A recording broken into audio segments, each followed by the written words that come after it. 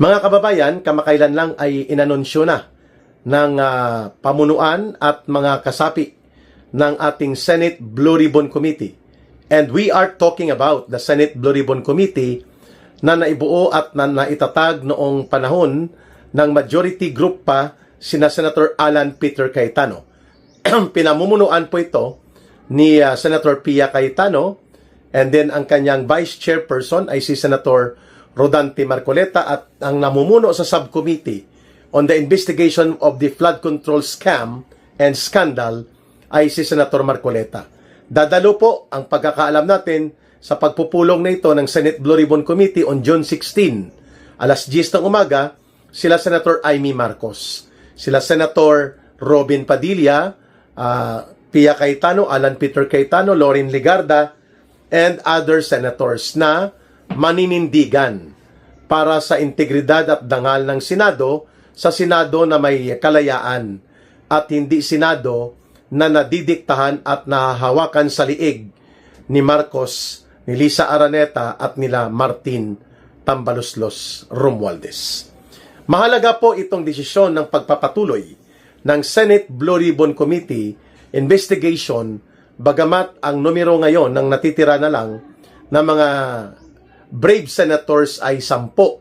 Subalit sa 10 ay mukhang ilang pulgada na lang ang natitira pa sa paninindigan ni Senator Joel Villanueva, at ang indicators at ang trend ng kanyang mga pahayag at mga galawan ay mukhang papunta na sa pagiging bahagi ng magiging 13 Judas.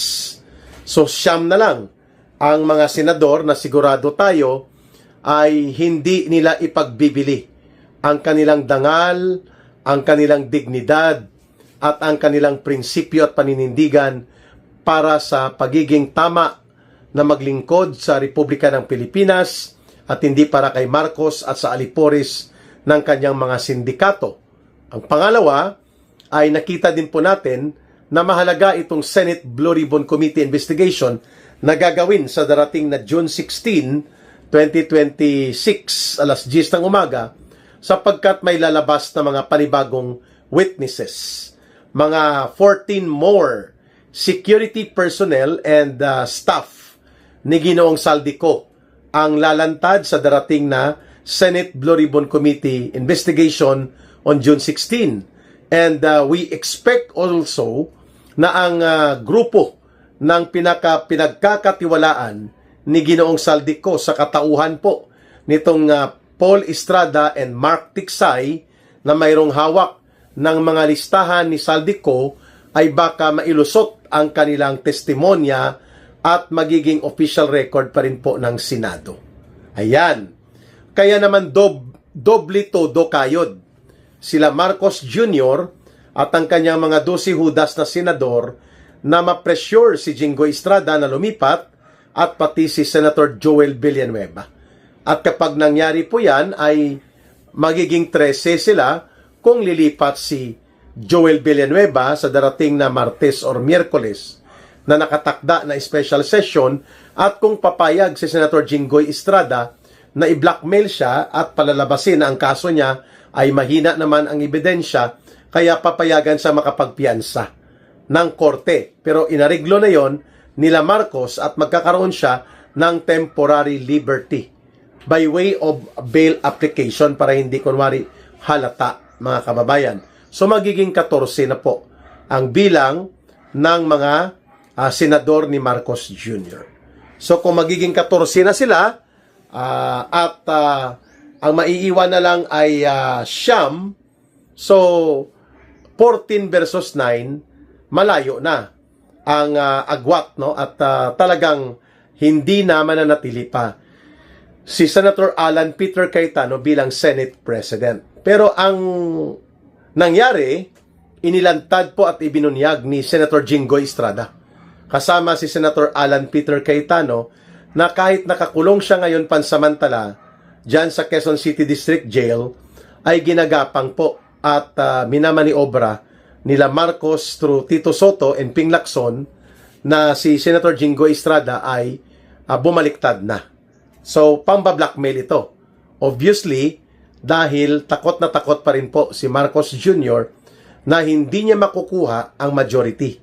Kaya naman kasabay po ng maniobra na i-pressure at i-blackmail si Senator Jinggoy Estrada hanggang sa pumayag siya na magmaniobra na rin at ibibigay sa kanya ang pagkakataon na mag-apply ng piyansa sa Sandigan Bayan.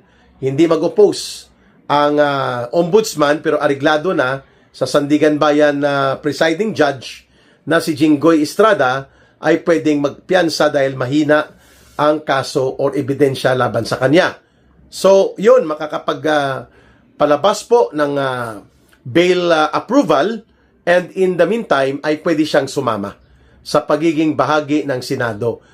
Pansamantalang nakakapagpiyansa siya. So, mantakin yung blackmail na yan. There are evidence on that, mga kababayan, as mentioned by Senator Alan Peter Cayetano, at willing naman si Senator Jinggoy Estrada na ito ay patotohanan po niya in due time kapag tinalakay na nila ito. Pero dahil hindi pa kumpleto ang blackmail operations para paluhurin, patiklupin at pabaliktarin si Senator Jinggoy Estrada, ang grupo po nila Marcos Jr. at ng mga alipores niyang senador ay nagbuo ng isa pang panibagong maniobra, Special Joint Session of Congress. At ang kanilang dahilan at maskara ay ang pagbibigay ng karampatang budget at tulong at mga hakbang na gagawin ng presidente through the authority given by Congress. Kunwari, doon sa nangyari na sakuna at kalamidad dulot ng malakas na paglindol. But all of this are not necessary. Hindi po required na magkaroon ng Senate Joint Congressional Special Session ang Senado at ang Kongreso just because may nangyaring lindol. Depende po sa lawak at lakas at lalim at epekto nito sa buong bansa. So usually, ang nagre-respondi po dyan ay ang Office of the President. At under sa Office of the President, nandyan po ang Office of the Civil Defense. Nandyan po ang Department of National Defense. Nandyan din po ang NDRRMO para sa mga disaster and calamity response. So no need po talaga na magsagawa ng special session. Only that, kailangan nila ang special session ni Marcos na kunwari ay magpapatawag para magkaroon ng pagpupulong at gagawin ng mga legislative agenda ang kapulungan ng Kongreso, the House of Representatives, and the House of Senate para may oportunidad na makapagtipon-tipon ang mga senador. Exactly na yan po ang binanggit ni Senator Joel Villanueva nang sinabi niya na pinag-iisipan na niya na pumunta at dumalo doon sa patawag na joint special session ng Kongreso na initiated by Marcos Jr. Sapagkat sabi ni Joel Villanueva, nais po niyang tugunan ang mga pangangailangan ng pagkakataon at ng ating sitwasyon, kaya kailangan niya mag-cooperate. Wow, palusot. Sapagkat ang totoo dyan ay gagamitin po siya bilang pangtapal doon sa kakulangan nila na makonvince si Senator Jinggoy Estrada, itong Dusi Hodas. So si Joel Villanueva po ang next na vulnerable, kagaya po ni Chis Escudero. Dahil malamang sa malamang nakinabang po sila sa flood control at mga insertions sa national budget. And for that matter, mataas po at malalim ang kanilang bit-bit na bagahe na hindi po may pagkakaila na kayang-kaya sila paglaruan sa palad ni Marcos at ng kanyang asawa. Kung kaya, hindi katakataka na tumawid si Chis Escudero at mukhang ganon din po ang yapak o landas na susundan ni Joel Villanueva sapagkat pareho po sila ng kalagayan. Mayroon silang mga pananagutan, may mataas na possibility na mag-guilty sila sa mga pagbubunyag sa Senate flood control investigation sa Blue Ribbon at pwede nga pong gamitin ito sa bagahe nila na magsampa ng kaso ang attack dog ni Marcos na si Boying Rimulya gamit ang Office of the Ombudsman. Of all this consideration, mukhang doon papunta si Joel Villanueva sa kampo po nila Sherwin Gatchalian, Tito Soto, Ping Lacson at iba pa. So ito pong pagsasagawa ng Senate Blue Ribbon Committee investigation habang hindi pa na-constitute ni Marcos ang kanyang bagong 13 na hudas at aagawin na nila ng lubusan ang lahat ng pamunuan sa plenaryo ng Senado at pati na rin po sa mga komitiba at included na dyan ang Senate Blue Ribbon Committee ay aagawin na rin nila ang initiative dyan.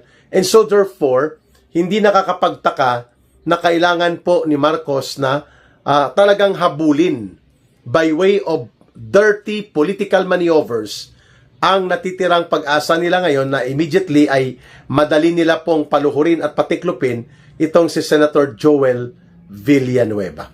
And when he attends the Senate and Congress joint special session presided or to be presided by Marcos Jr., ay talaga naman pong kompleto na ang rikados ng 13 Judas, and they can now change the positions elected previously by electing a new Senate President and electing a new Senate pro tempore President and other officials of the Senate, including po ang pagbalasa sa mga komitiba at mga namumuno ng iba't ibang Senate committees. Ayan. Nakakalungkot sapagkat posible ito na ang huli na pagkakaroon ng isang matino at maayos na Senate Blue Ribbon Committee investigation. No? Sana ay hindi ito mapipigilan sapagkat the venue will not be held inside the Senate building. Ang venue po ay sa isa sa private venue sa EDSA area. No? Parang isang garden resort type na nasa EDSA. Hindi ko pa ito napupuntahan but the invitation stands. It will be on June 16, Tuesday at 10 a.m. mga kababayan. So kung sakaling ito na ang panghuli na Senate Blue Ribbon Committee investigation under the more principled group led by Senator Alan Peter Cayetano, hindi lubos-lubusin na natin dapat ang partisipasyon dito ng mga pwedeng maging resource persons. So ang 18 former Marines or former soldiers, mayroon pang 14 na lalabas at yung sila Mark Tiksay at sila Paul Estrada. Ang Diskaya couple hindi na po kakayanin sapagkat hindi na po majority ang numero nila Senator Alan Peter Cayetano. At ganoon din po sa mga dapat isabpina by authority of the Senate President at iwan ko kung kakayanin pa sa tiyempo o panahon nang nandyan pa si Senator Alan Peter Cayetano ang papadala ng or issuance ng sabpina kina dating Executive Secretary Lucas Bersamin sa kanyang apo sa pamangkin na si Adrian Bersamin na dating Undersecretary sa Office of the President at ito di umano ang tagasalo ng mga malimaleta na mga deliveries mula sa mga tauhan nila Saldico, mga kababayan. So hindi natin alam kung papayagan po na makadalo o makapagbigay ng salaysay at testimonya at kakayanin pa dito sila Mark Tiksay at sila Paul Estrada.